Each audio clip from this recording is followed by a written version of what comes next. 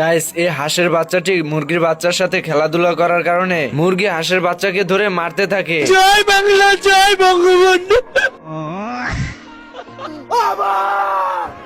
মাং মাং কোটাই কোনটাই রে ঘুমের মাথালে উড়ে কয় বাবা গাঁজা খাবা। বলিস কি?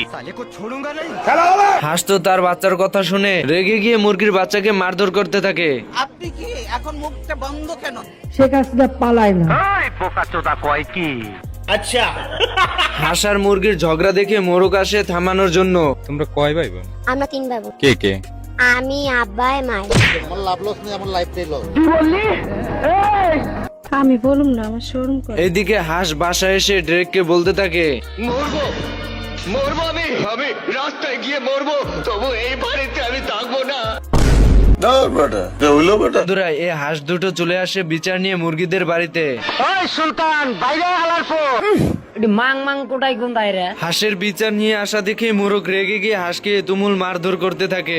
আমারে চিনচ, আমি সানডে মানডে ক্লোজ করছি।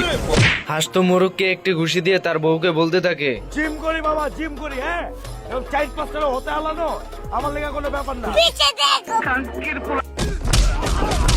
এদিকে হাঁস আর মোরগের মারামারি দেখে পুরো হাঁসের দল এন্ড মুরগির দল একে অপরকে ডিম চুরাচুরি করতে থাকে। এত হট্টগোল দেখে মুরগি তার বাচ্চাকে নিরাপদ স্থানে রেখে দেয়। এসব দেখে হাঁস তার বাচ্চাকে ঘরের ভিতর বাটির নিচে লুকিয়ে রাখে।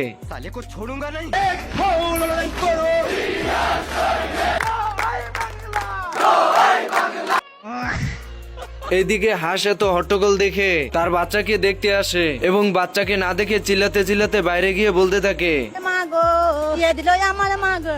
হাঁসের কান্না দেখে সবাই মারামারি বন্ধ করে দেয় এবং মোরগ আর হাঁস মিলে তাদের বাচ্চাকে খোঁজার জন্য রওনা হয়। এর ভিতরে তাদের বাচ্চাদেরকে দেখতে পায়।